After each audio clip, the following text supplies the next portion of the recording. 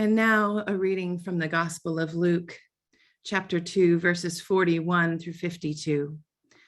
Now every year his parents went to Jerusalem for the festival of the Passover. And when he was 12 years old, they went up as usual for the festival. When the festival was ended and they started to return, the boy, Jesus, stayed behind in Jerusalem, but his parents did not know it.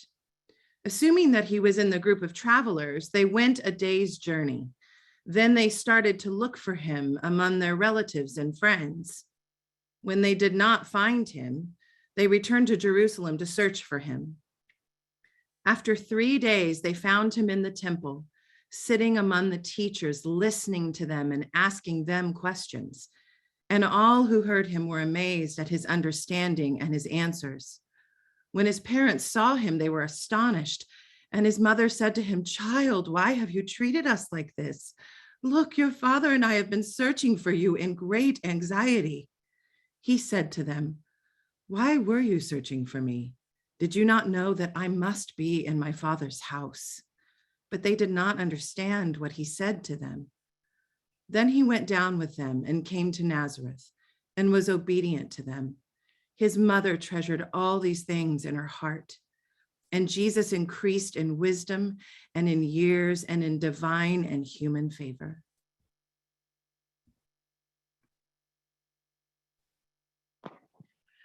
Good morning, y'all. I am going to apologize right now. I've been moving around because I keep getting an unstable internet connection. It's like when your computer is about to die and you get the blue screen of death and you're like, ah! So hopefully Zoom will hold out for the next few moments. It is Merry Christmas to you all. The first day of Christmas. I don't know what your true love is giving to you, but I hope it's something good. And happy Kwanzaa. The first day of Kwanzaa is Umoja, and the meaning is unity. And I hope that all of these things come together in this sermon this morning.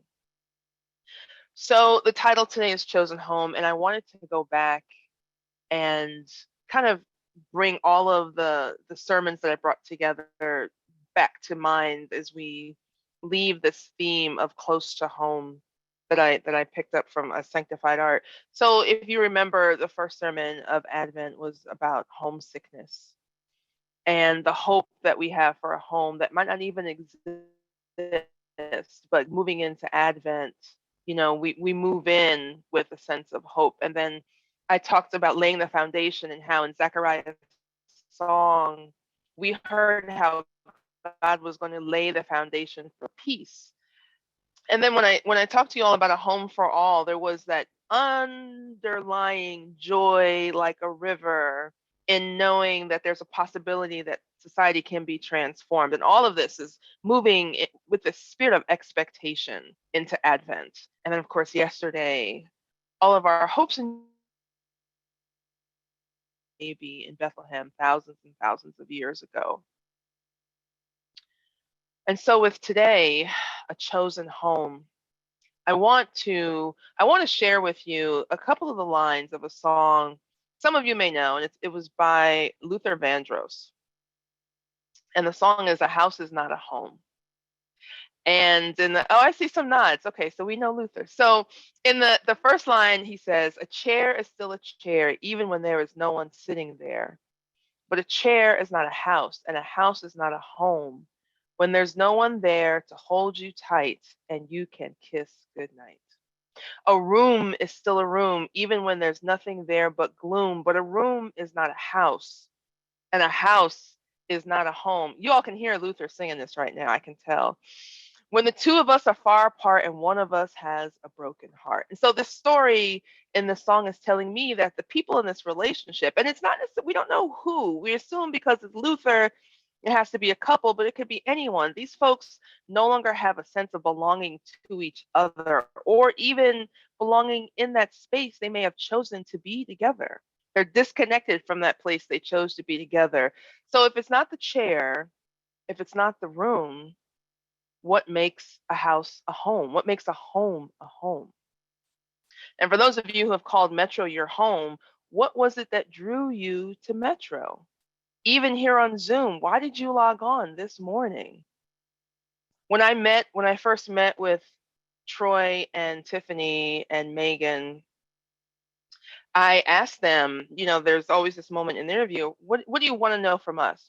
What drew you all to Metro? And it's so fascinating that I heard a similar theme in the homes they left behind in order to make Metro their home. And I imagine that there are some folks who are back home who are wondering, why Metro? Of all places, Southern Baptist Church to Metro? How do you, what's the pull there? So for 12 years, Jesus, Mary, and Joseph, and a host of their family, their friends, their neighbors, caravaned to Jerusalem to observe Passover. And I wondered when I read this, how many times in those 12 years had Jesus observed the teachers engaging in their conversations, in their discussions, in their debates, in their friendly arguments? And so when he drops out of the caravan that's heading back home to join those conversations, he's standing in a space between his parents and his family and his neighbors who love him and care for him and were concerned for him and what he calls his father's business. His grasp and understanding of whatever they were talking about, the teachers who didn't turn him away and who didn't tell him to be quiet. His departure also astonishes his parents and Mary in particular in a completely different way. Now, let me just say, I felt the tizzy that Mary was in. I felt that.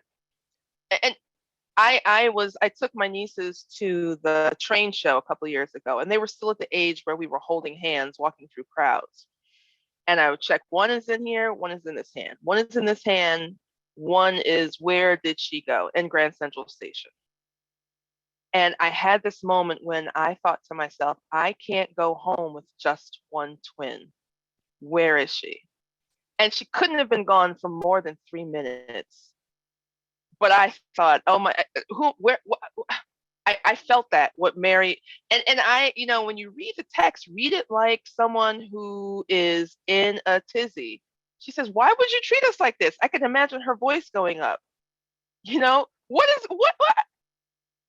They didn't notice that he was missing for a day, and then it took them 3 days to find him in the temple.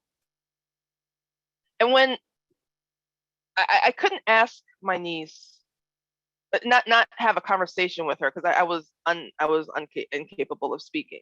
But I thought, what was it that drew her away from my hand to go look at whatever it is that she wanted to look at? Fortunately, there was someone there. They had extra staff on that day, and someone was with her waiting for me. And but in those moments, and I imagine for Mary, in that moment, she rehearsed every single moment with her son. She rehearsed the moment that she learned that she was pregnant, her meeting with her cousin Elizabeth, how their babies, baby Jesus and baby John, before they were born, saluted each other from the wombs. She must have thought about the angels, the shepherds, the flight to Egypt, meeting Anna and Simeon in the temple. And the verse says that she treasured all these things. She held all of these things close to her. Because it was so confusing and shocking and alarming. Jesus, what are you doing? Jesus, what are you doing? But there are some important lessons here for us in 2021, thinking about how these two groups regarded Jesus, 12-year-old Jesus. How do we embrace and elevate the voices of young people who come to Metro or come to our door or visit with our friends, their friends, our children? How do we celebrate them? And think about it. We are gathering on the day after we came to celebrate and came to adore the little baby born to a brown-skinned teenage girl in the messiness of a manger. How are we embracing those young people? When they want to engage in conversations and debates and discussions, are we welcoming them? Are we stopping to pause to hear their voice? Are we, like Mary, concerned for their welfare to the point that it sends us into a tizzy when we think that they might be unsafe? The messages, and I have learned this and I've seen this and I've heard this from adults who say I'm leaving church behind because when I was a kid, they didn't welcome me. Our words have so much power. We have the power of life and death over these children simply in our words. Our words can shape or reshape a young person's understanding of themselves and the relationship that they might have with 33-year-old Jesus, with God the Holy Parent, with the Spirit's guiding presence. And how many of us have memory of the adults in our early Sunday morning experiences that are kind of mingled with encouragement and discouragement, with welcome and rejection, with embrace? And then I often think about what kinds of memories are we creating for young people to look back on when they're sitting around, hopefully in person in church or around a Zoom square, thinking about that time that Pastor Tiffany stopped and bent down to hear me, or that Alan stopped and invited me into a conversation. What kind of memories are we creating here? And thinking about memories, it may be that where we are, where some of you all are right now, might be one of the first places where you felt like you belonged. It could be the state you're in. It could be the physical home, the building that you're in. It could be the people around you. And of course, we know that there are people in this country who are experiencing a disconnection from their place of belonging. People in Kentucky are still feeling a sense of disconnection because they weren't expecting those storms to come through the way they did. Those once in 100-year storms are becoming more annual, and it's causing a disruption in people's lives. We know that some people have their hearts and their eyes set on a place to belong, and they've been blocked by a red line that will only allow them to go so far. Maybe folks have to remain where they are because they're tied up by the criminal and justice system. Maybe some people have been rejected by their family and are seeking a family made by love to be their chosen family. Maybe the rent is just too dang high for them to move to the place they want to go to. Or they could be, like some of us have been at a point in time, caught between acknowledging the foundation of our faith and the call within us to build something new on that foundation. In the preface of Belonging, A Culture of Place, Bell Hooks says this: like many of my contemporaries, I have yearned to find my place in this world, to have a sense of homecoming, a sense of being wedded to a place. Searching for a place to belong, I make a list of what I will need to create firm ground. At the top of the list, I write, I need to live where I can walk. I need to be able to walk to work, to the store, to a place where I can sit and drink tea and fellowship.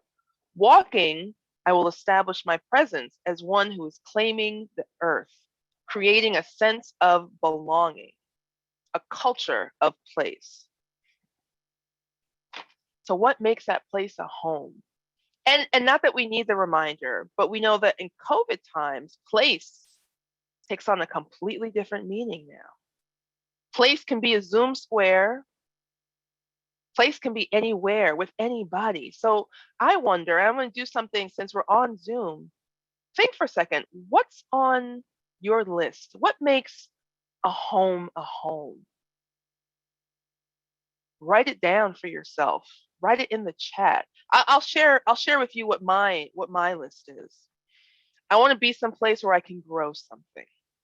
I need to feel the dirt. I need to watch the buds come up in the springtime. Whether it's tomatoes or the bulbs I planted in winter, I want to be someplace where I can grow something. I want to be someplace where I can hear the birds sing in the morning and the bugs chirp away at night. I want to be someplace where there are trees on the leaves that change throughout the year. I need to see the buds, the green. I need to see the blooms, but then I need to see the oranges and the reds. And then I need to see the bare branches. I want to be someplace where I can see all of that. I want to be someplace where I can look up and look into the heavens and see the work of the Lord's fingers and the moons and the stars that the Lord has established, and pause for a moment in the awesome wonder at how great thou art. and then consider myself in all of that. Sometimes we just want to go where everybody knows our name and they are really glad that we came. We want a chosen family, a chosen home, a chosen life. What Jesus is doing here, he's leaning into his authentic self, even when the people around him didn't know, couldn't comprehend who he was in his authentic self. Home, the chosen home,